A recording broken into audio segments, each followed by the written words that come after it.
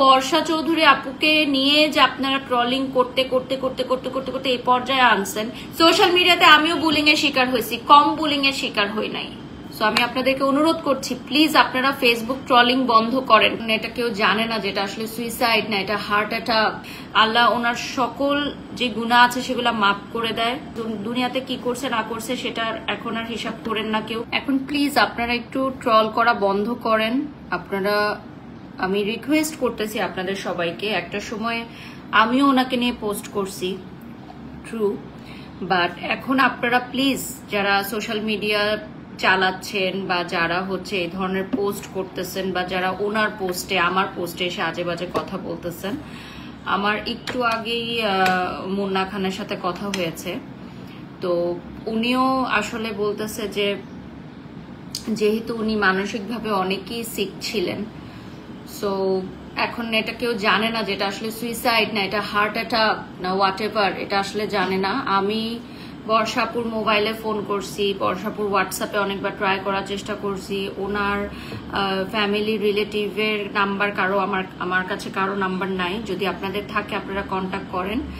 আর এটা আসলে খুবই খারাপ লাগতেছে, যেহেতু একসাথে কাজ করছি, একটা সময় একসাথে দেখা হয়েছে, ওনার বাচ্চাকে আমি দেখছি, ওনার বাচ্চা আমাকে দেখতে আসছে, সো খারাপ তো লাগতেছে, খারাপ লাগবে না এটা তো মানে ভাবাটা খুব, মানে বলাটা যদি আমি বলি তাহলে এটা খুব খারাপ হবে। হ্যাঁ, ওনার আজকের এই দিনের জন্য হয়তো উনিই দায়ী, অনেকে বলবেন, বা এখন অনেকে আমাকে বলবেন যে আপনি তো ওনাকে নিয়ে কথা বলছেন, উনি আমাকে নিয়ে কথা বলছে বিধায় আমি ওনাকে নিয়ে কথা বলছি, বাট আমি ওনাকে কখনোই অসম্মান করি নাই।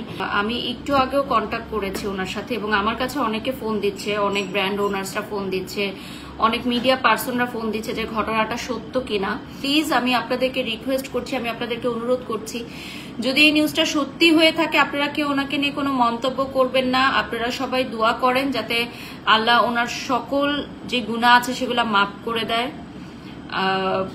এটা আপনারা দোয়া করেন। একজন মৃত ব্যক্তির জন্য আমরা যেভাবে দোয়া করি ঠিক সেভাবে দোয়া করে। উনি দুনিয়াতে কি করছে না করছে সেটার এখন আর হিসাব করেন না কেউ, কেউ ট্রল করেন না বা কেউ এগুলো লিখেন না।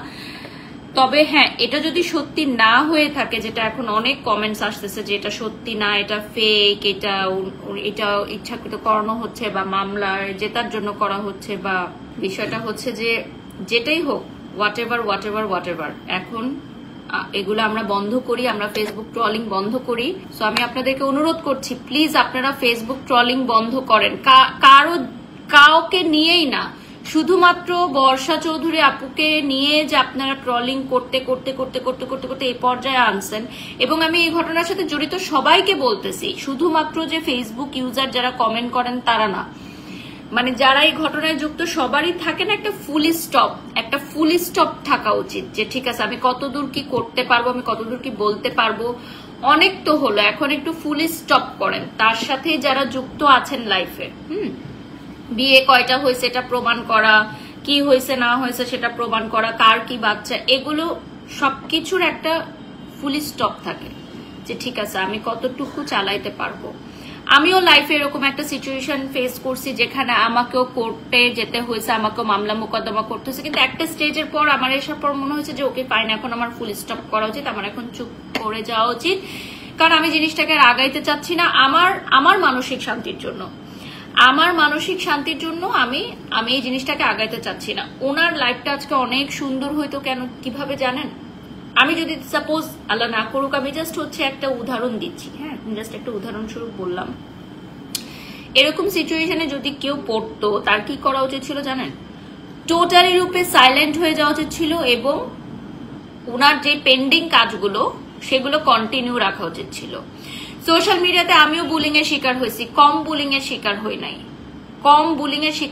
নাই, তখন আমি কি করছি, আমি জাস্ট সাইলেন্ট হয়ে গেছি, আমি নিজে স্ট্রং থাকছি এবং আমার পেন্ডিং সব কাজগুলো আমি রানিং রাখছি।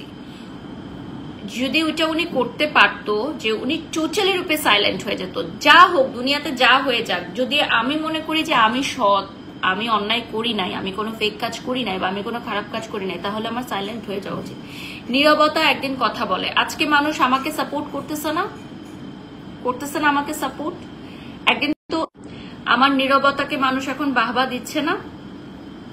So that's the point.